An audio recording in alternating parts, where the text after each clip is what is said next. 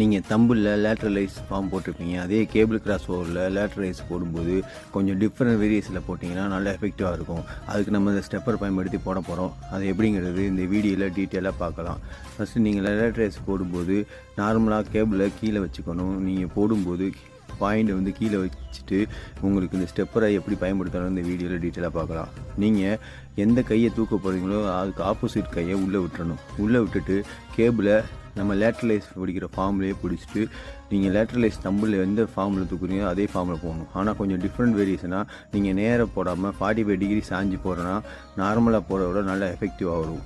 நீங்கள் இது போடும்போது உங்கள் லேட்ரலைஸ் கண்ட்ரோல் பண்ணி போகணும்.